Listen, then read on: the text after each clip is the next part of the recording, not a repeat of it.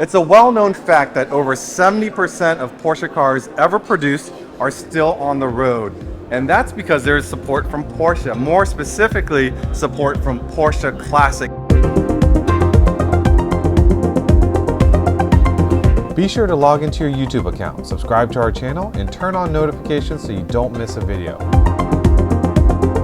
And not only do they provide over 300 new parts a year to support the older cars, and I believe, Casey, if I'm not mistaken, the last year production of a particular model, 10 years after that, the car then, let's take a 996 or 997, correct. It then enters into the Porsche Classic portfolio. Yeah, that's absolutely correct. So this year the 997 was added and versions of the Cayenne were also added. If I'm not mistaken, the first generation Cayenne was fully added this year along with 997. And that is, incredibly important if you're looking into buying an older Porsche, knowing that the manufacturer still supports and makes parts for your vehicle. Yeah, that's absolutely correct. We've had a tremendous amount of luck. Our parts department here at the dealership, we service, of course, classic vehicles here as well. But the part sourcing from Porsche, a lot of them do have to come from Germany, but they're here in a timely fashion. We can get them in, let's say, less than a week if necessary, from anything from this particular vehicle. This is a 1986 944. A very complicated part that we didn't even know existed anymore was a brand new 2.5 liter 100 millimeter crankcase for this car. And it's available? And that was available from Porsche Classic by way of Germany, absolutely. So, of course, it's important to support these cars. What does it mean to the dealership to have a specific department from the manufacturer not only provide parts, but today we're looking at a car that you just unveiled for the Restoration Challenge? Sure, so this is our 1986 944 Turbo. We sourced this car last fall. The car came to us in pretty rough shape. It was, I would say, it was a bit neglected mechanically and physically. Some things that we dealt with specifically from Porsche Classic, which we were very surprised to find, but pleasantly surprised. The front wings of the car are both brand new, both available from Porsche Classic. You can see, yes, so this is just after we removed the front fenders from the car in preparation for paint, and basically making sure that there was no, crustiness or corrosion underneath of those fenders. So those were sourced from there. The entire engine seal kit was available from there. All the bearings for the engine were available from there. But the real important part with Porsche Classic parts is they're backed by the manufacturer, which means they also come with a 1-year warranty from the manufacturer. When you deal with aftermarket companies, you don't necessarily get warranties with parts, but it's very good to see that even for a 944 Turbo such as this or anything from the transactional area, those are handled from the factory. And it's great for us as a dealership because we can get everything in a timely fashion. Now, the Restoration Challenge, I believe this is the 3rd year of it. I believe this is your 2nd year that is truly participating in it. What are the different classes in the Restoration Challenge, and is it just for the dealers? So yes, it's available to every dealership in the United States. This year, they are split it into 3 different classes. Preservation, which basically you take sympathetic restoration of a vehicle, making sure that everything is done appropriately without necessarily recovering seats or anything like that, or repainting the car. Then there's a full restoration where they take a car down to nothing and begin back with it anew. And then there's the individualization category, which is what we're participating in. This car started as a factory, of course, 944 Turbo from 1986. As you see, we have done a whole lot of things with the vehicle in terms of aesthetically. We've changed the suspension out to utilize factory parts from the Turbo Cup platform from the late 80s that the folks at Porsche Motorsport North America were able to help us find the exact part numbers to use, and then we were able to source them. Unfortunately, those parts aren't available anymore. But we were able to source a lot of those parts from Porsche to put this thing together, which we're very happy about. So I see the inspiration for this car. Sure. 6 of those examples sits behind the car. That is from the Rothmans Cup series. Yes. And was it dictated to you that you would do a transaxle car? Because I know you did a transaxle car last year as well. Or is it because it's the dealer's preference, or is it something to showcase? So I'm a big transaxle guy. My first Porsche was an 89 2.7 liter. So for me, going back to that history was important. It's something that I've always been passionate about. The cars that we have represented here today represent 1/6 of the 30, roughly, series, of the entire series from Porsche that came from Weissach to the Canadian series in the late 80s. Roughly, it's expected that roughly 20 of them still exist. So this is nearly a third of all of the cars that were ever produced and are still currently in existence. And a lot of the cars are supported still by the factory. It uses the same case that we put in our car. But I mean, largely these vehicles, these racing versions of these cars are all, factory cars. And that was the goal of the series in the beginning, was to get people back into the showrooms by showcasing what was available in the lower cost Porsches of the era. We chose transaxle again. Last year we did a 968, which we did very well with and showed, well, thankfully, with your bike on the top of it at Sports Car Together Right. Fest. But the transaxle was terribly underrepresented. We are the only group this year to do a transaxle car again. Oh, really? Okay. So for me, it was important to showcase it. And also, I believe that the Rothmans era of racing is possibly one of the most peak levels of racing for Porsche, specifically Group C through the 80s, transitioning into these cars, which effectively started the entire Cup series of racing with Porsche. It started with 944 Cup, 944 Turbo Cup, and then it went to Carrera Cup, and now you've got GT3 Cup. So that basic transition effectively started with this car. So with those as inspiration and you knowing sort of the direction you wanted to take a transaxle car, Absolutely. what made you pick this particular car? Was it certain options that it had or didn't have? So I wanted to choose a 1986 because it's the lightest weight and simplest version of these vehicles. Okay. It's a pre-ABS car. It is a pre-airbag car. Airbag car. So we're part of the rules of the process of the program are we're not able to delete any safety features from the car. So sticking with a non-airbag car meant we could change out the steering wheel. It also meant that I could put in a factory period correct Recaro SRD seat. But it has beautiful sports seats on the other side. It does. It is a factory That's a sports factory seat spec, car. yeah. Absolutely. The car does have factory sound deadening delete to reduce weight of the car, which was also something that is featured on all of those cars over there as well.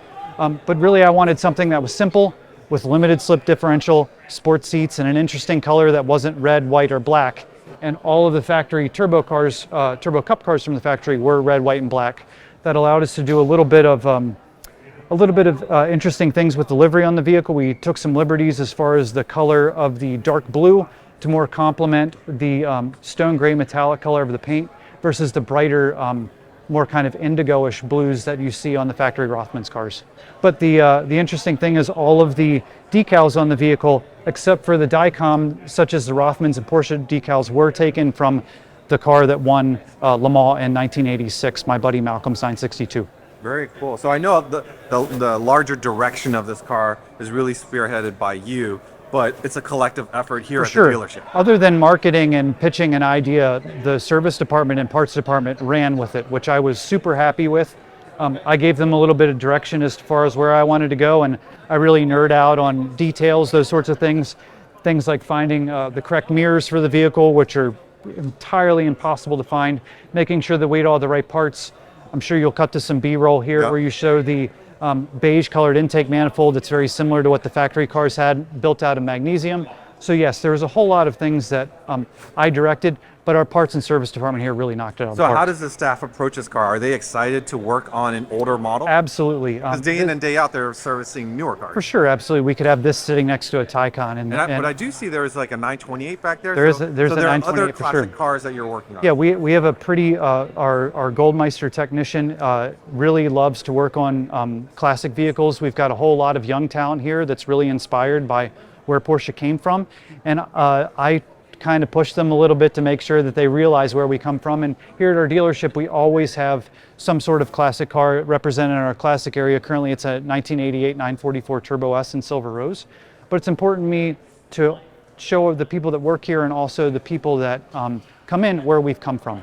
So be it a 2.7 MFI Carrera or a 4-liter GT3 RS from 2011 or a 944 Turbo. We traditionally love to have these cars here because it does show where we've come from as a manufacturer. And I think that's what's unique for Porsche is we covet all the decades and we still service and drive the cars from the various decades. Of course. So this car is 90% done? I would call it about 95% done. Okay. We rushed to get her completed for our reveal today. We've got a little bit more sussing out and cleaning of the engine bay.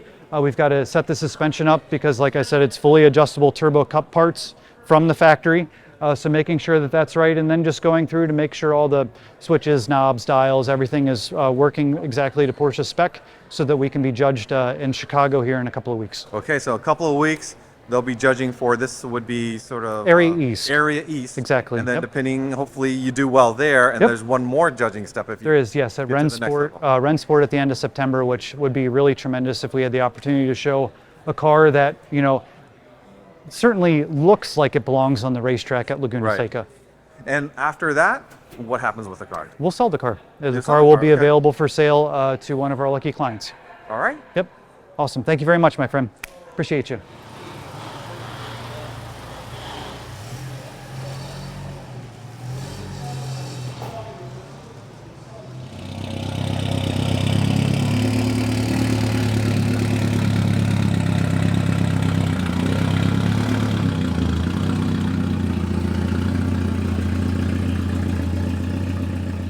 Here we are in the service bays at Porsche of Silver Spring, in which Linda manages Thank you. all the projects that are going on here. We just talked to Casey about the Restoration Challenge and what Porsche Classic means to the dealership. But more specifically, I think it affects you, because members that not only have the newer cars, like you see the Boxster over there, but those that own the classic cars can Yep. still bring their cars to the dealership. And for you, that means you need parts. Yes, yes. Parts. Luckily, Porsche now has a huge Porsche Classic parts section, and because there's so many more classic cars still out in the world and still on the road, they've definitely broadened their classic department for the parts department. So it's now a lot easier when we do have cars that come in to get these parts to be able to service them the right way, and not waiting or on back order, or they just don't exist anymore. So it's definitely been an improvement from Porsche themselves to make sure that we have the stuff that we need to make sure to get these cars serviced. So a car like this beautiful 928 Yes. behind us here, some people might be actually pretty intimidated by owning such a classic car, Yep. especially a classic water-cooled car. Yeah. But to know that Porsche Classic supports it, and there's also, I'm assuming there's like a red phone or maybe some kind of special phone that you can reach back to Porsche Classic Yes. specialists to help you navigate sort of what needs to be done to this Yes, car. definitely. Anytime with any of these cars, there's just the catalog is just growing every day. And if we do have any questions, we can just put in a ticket to Porsche themselves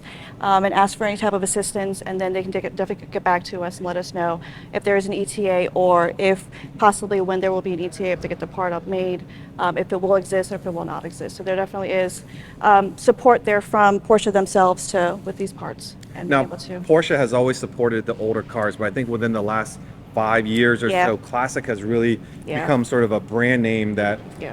Porsche enthusiasts knows. Like from the dealership side, you've serviced them in the past, but with such a push from AG and PCNA to have a larger Classic presence and Yep. Classic service. Yep. Like, how's that affected you? Like, what roughly are they 2% of the business, 5% of the business? I would say, before we probably had a handful of classic cars that we worked on, and they were just usually the ones that we serviced in the past. Okay. So they were sold here, and they continue to keep coming back here. But we probably grew maybe another 2 to 3% of classic cars, because now Porsche has the availability of the parts. Before, back in the day, it was hard to get anything, Right. and we had to go aftermarket, or things just didn't exist, and it was hard to try to even service anything. But now with the Porsche having that classic part of them, it definitely has been helpful to us. So parts is one part of the equation to Yes. work on a car like this. Yeah. What about the people, the labor, the knowledge to Yes. have individuals to Yeah. be able to work on these cars? We were very fortunate here. You remember Rich Kyle, so he definitely plays a good role. He's passed on his knowledge that he's had with plastic cars. He stops by once in a while. He helped us put the engine back together for the 944. Oh, great. Yeah. So anytime, and he's a phone call away. So if we ever need anything, but we're going to probably get 2 or 3 of our technicians out to classic training, because they do have it in the California Center. So we'll do that probably in the next couple of years, so that we actually do have guys fully trained for that classic. And what we're seeing in the club, there's a lot of new customers, members coming in that are buying sports cars or even sedans that enjoy the Porsche brand, the Porsche lifestyle, and then when they come to events, they see the older Porsches, Yeah. and they are now appreciating Yeah. very much the older Yeah. air-cooled cars, or even the older water-cooled transaxle cars. Yeah. And it's great to know that the dealership, they can still have that same experience and still have the expertise at a dealership to maintain their newer cars Yep. as well as their older ones. Yeah, because I mean, every classic car DNA is in every new car right now. So it definitely, having the appreciation for the classics will have the appreciation for all the cars on the road. And So there you have it. Thank you to Porsche. Thank you to Porsche Classic. Thank you to Porsche Silver Spring for Thank hosting you. us today. If you're looking for a classic car, don't hesitate because you have a full support network behind it.